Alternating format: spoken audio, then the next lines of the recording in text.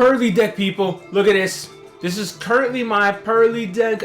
It's going to be going through some changes because we already know there's a ban list going to come out, but let's see it in action.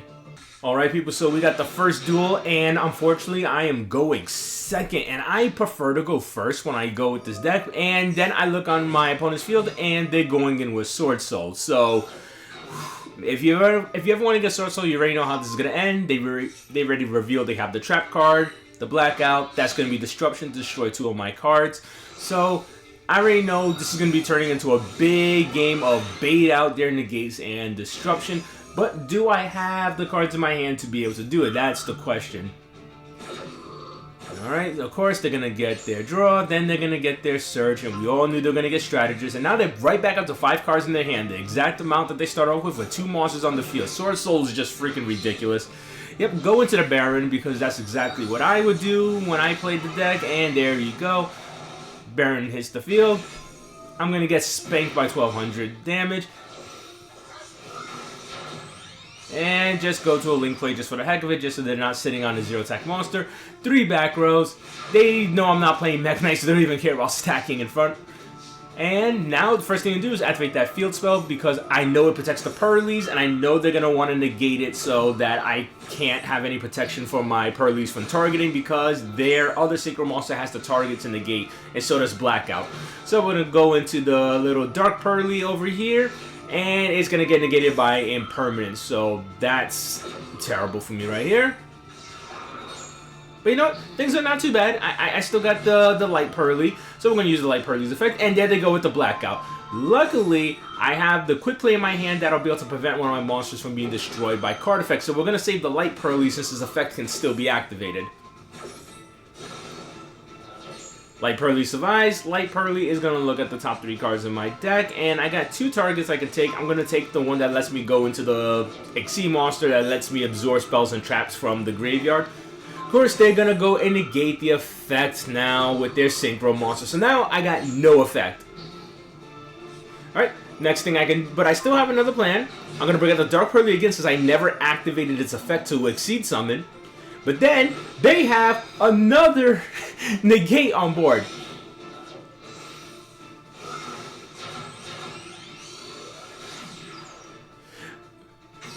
Now we're going to go to Azalea. So I'm going to pause right here. So I just want you to remember what happened here. They had a negate. They had another negate. They had called for a negate. They had Impermanence for a negate, and they had a Blackout for disruption, and luckily, I was still able to have enough to be able to go into Azalea. So if you don't know what Azalea does, when it comes into the field, it's going to destroy an opponent's monster, but if I don't have 3 or more spell cards in my graveyard, it will instantly destroy itself. But trust me, I got a lot of those in there. So then we're going to destroy Baron with the effect, we're going to attack, and we're going to banish a spell card from our graveyard, and destroys monster before damage step, and I was able to get rid of that terrible board. It was a board with 4 negates and double disruption. And I was able to overcome it. So right now, they bricked. But now I'm breaking because I just drew into Fenris. So I'm like, screw it, we're just going to go into attack. Turn change, and I'm like, okay, I have Azalea. Azalea has battle protection that will be able to destroy. I have enough spell cards in my graveyard to do it. And it seems they're bricking right now as well. I'm like, I might as well take advantage. And then I'm bricking. But it doesn't matter because I have Azalea, so Azalea's going to go in for another attack again. And now we're just going to see. Now I'm kind of worried, like, what does my opponent have? Because there's a lot of cards that will be able to bounce them back, and they are still bricking. And I'm like, please, for goodness sakes, draw into something good.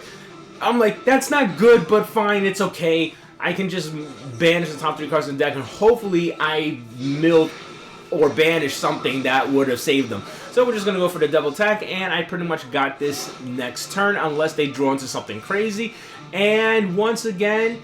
they brick once again, and I don't know if they have anything in their hand that's gonna be able to protect them from being, from being attacked. So I'm just gonna summon up my second one of the low-level Kashtira monsters, and I'm just going for the direct attack, and I'm winning this game. And before you say, well, you won because your opponent bricked, I bricked too. And mind you, my opponent was the first turn player, had 4 negates and disruption, and I still played through it. It doesn't matter to me if they bricked because they opened up godly, and I still got through it. Alrighty, next duel, and I get to start first, and my hand is not too great, so we're going to just start with the Ogre. I have no trap cards I should say I have no Kashtira trap cards in my deck, so I can't really search anything. It's pretty much there as a beat stick and mill / banish effect. But I'm just going in with some Purrely plays here. You get the dark one, search out the one that's going to get you up to 3 cards. Well, you can excavate 3 cards and your opponent has to choose one. I just chose the field spell because the field spell is going to be able to put any Purrely quick play spell card from my deck onto my Exceed monster. I went into the Exceed monster that nobody wants to go into on turn 1, but I had no choice because that's the only quick play I had in my hand at the moment.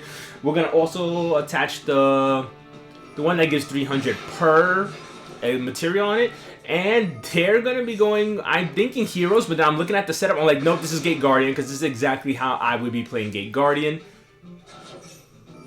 I'm going to, of course, use Oni, and I'm going to go see the Ryoku, and I'm getting rid of it, because their life points are too low, and they can pretty much one-shot me with the Ryoku, so I want to get rid of it. Of course, they're going to go into Wind and Water. They're going to go and pop my Exceed monster. My Exceed monster is gone. But of course, I still got the 2 activations from the continuous spell and the field spell, and they're going to use the Gate Guardian of Wind and Water. But remember, it can only negate 1 per chain. So, which means that my field spell still activates. I still get to summon up a low-level Purrely from my deck. I still get my excavation from my Purrely's effect, and I'm going to choose the one that makes the battle damage 0. It also allows me to draw a card during my opponent's standby phase if it is Exceed material to a Purrely monster, so I guess it's just nice to have just in case. Now, first thing I'm thinking is, I can probably bait out some effects right now, but I'm like, you know what, screw it, let's just go into battle phase. We're not going to go bait out any effects, let's just get rid of it. There's no reason to waste any of my spell cards. I don't need to bait anything.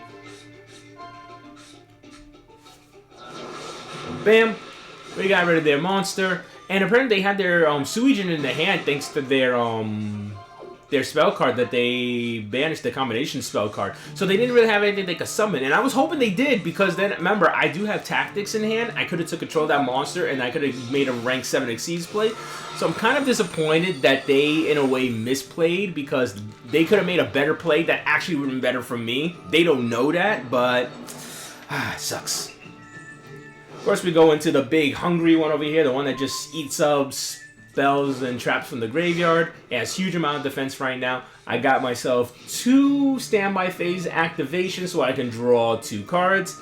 We did it once. We're going to do it again. Right now, the field is looking very, very promising. Shangri-La back into the Suijin that they got into their hand. It literally doesn't matter at all what they do at this point. I mean, I don't know what their trap cards are, but it looks pretty grim for them at the moment. We're going to do the low-level Kashtira. We're going to go banish another Ogre. We don't really care. Just we get some things off the top of their deck. Maybe we hit something really, really good. I'm going to use the effect of one of the quick play spells that are used as material so I can absorb their monster. And we're just going to go into battle phase with double Ogre. We're just going to look at what they have just in case. Usually, I don't care about using effects like this. I just want to just go in for the win. But yeah, just in case they have to have something, I want to be able to get rid of something. I don't know if they're playing Mirror Force or not, you know? But yeah, they knew it was over, so they just quit. And I don't blame them at all, because unless they had any battle traps, this was over anyway. Alright, this is the final game, and we are going first. And right now, I see Fenrir in my hand, and I'm like, okay, we gotta bait out the Ash Blossom. This is what I love about the Kashtiras. They just bait out the hand traps. I don't even care about getting the search from Fenrir. This is a Purrely deck. I just want to get my Purrely searches off.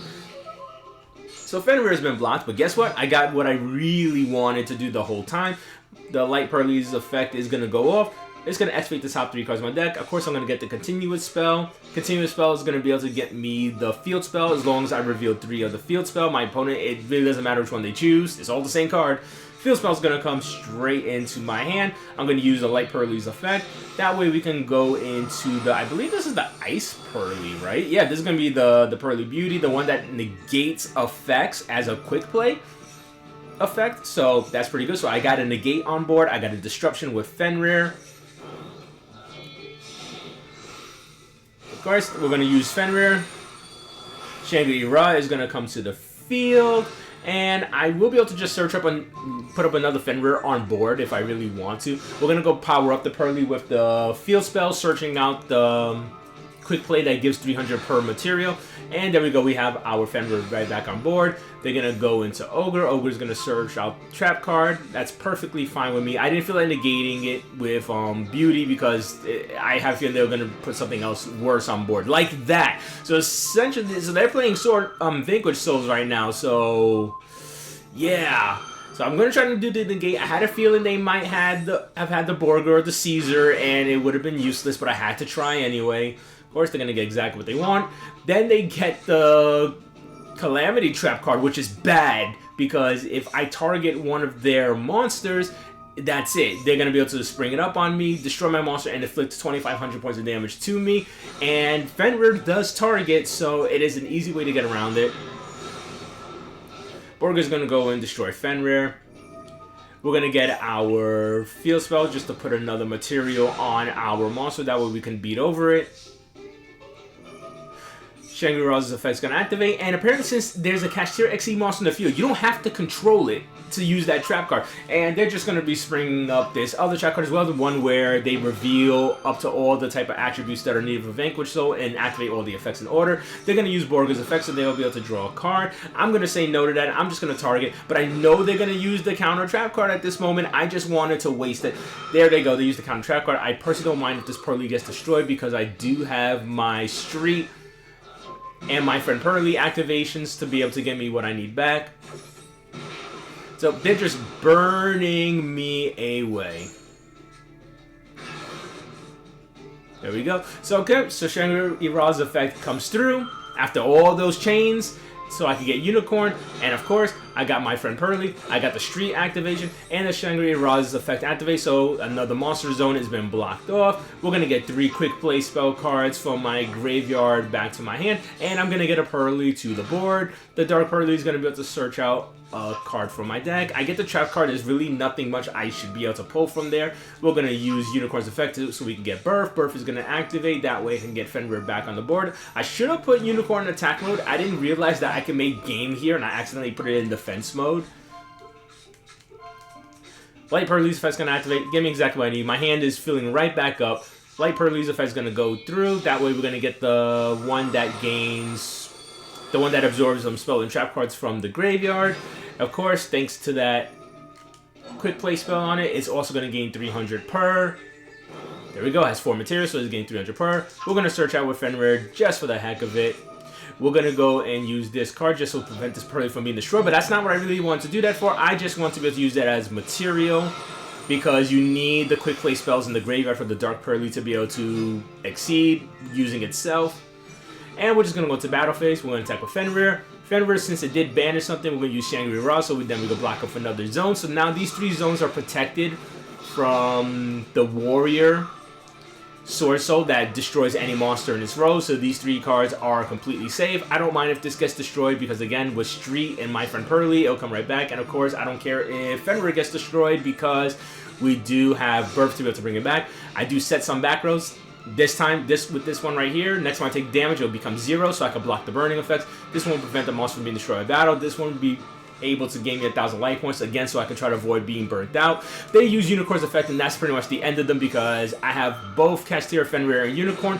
They're both going to have banishing effects. Both those banishing effects, even though they're in the same chain, are going to be able to activate Shangri-La's effect twice, meaning that I'm going to block off both their last 2 monster card zones, and they pretty much can't play any monsters. They probably shouldn't have done that. They're going to activate Birth, and it's pretty much over because they have no monster zones anyway. So Purrely and Kashtira take this. I love just throwing in Kashtira, especially in a deck like Purrely, where they don't need to have synergy around each other, but they each function so incredibly well that the opponent has to be forced to block either one of them, and then the other strategy could just come out and win. Like, the Purrely strategy was incredibly strong, but at the end of the day, the Kashtira strategy to block down the board was able to seal off the game. Of course, I could have won if I put Unicorn in attack mode, but I just didn't do the math right in my head. But yeah, that was some Purrely gameplay.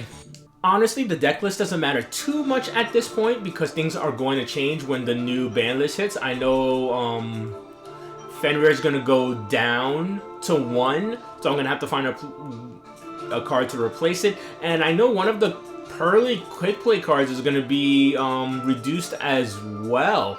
So I'm not sure which one it is, but yeah, I can make some slight modifications. The deck can still work even with one Fenrir. Maybe I'll just bump Unicorn to 2. I don't have a second one, but I can craft one if I really need to. And whatever quick play goes down, I can probably replace it with something else. Maybe I'll just throw in a Raigeki, or maybe I'll craft another Call by the Grave just so I can replace it. So overall, I don't want to really give like a real deep dive into the deck list because things are going to change. But yeah, Purrely is an absolute ridiculous deck. If my opponent can't stop my Purrely plays, then they're pretty much going to get overwhelmed by how many effects I have, how many cards I can draw into, being able to absorb their monsters, negate their monsters' effect. And if they do overcome the Purrely strategy, the small amount of Kashtira stuff I have in here is still going to be very overwhelming as well. As you saw with that gameplay, they negated Fenrir, but my whole thing was just building up the Purrely cards, and somehow, even though I was building up my Purrely things in that last duel, I was able to still use Shangri-La's effect so I can block off their entire board. Even if you stop one strategy, the other strategy can come on through. You got to make sure to stop them both at the same exact time when it comes to this deck. But I'll let you guys know how this deck works out when the ban list hits and the things I had to move around and switch in. Maybe I'll throw in a Lava Golem. As you see, I love just throwing Lava Golem into decks, especially decks with run Kashtira because they don't need the normal summon. So, you know, my opponent has a problematic board. Just throw the Lava Golem on there. I got the quick play spells. They all special summon the in-deck Purrelys, so I don't really need my normal summon anyway. So that's why I always love running Lava Golem in decks specifically like this that don't need your normal summon and they can get rid of a problematic board. But yeah, that's all I got for you guys today. If you never had an appreciation for the Purrely deck before, well, I'm hoping you respect my friend Purrely now. Peace out.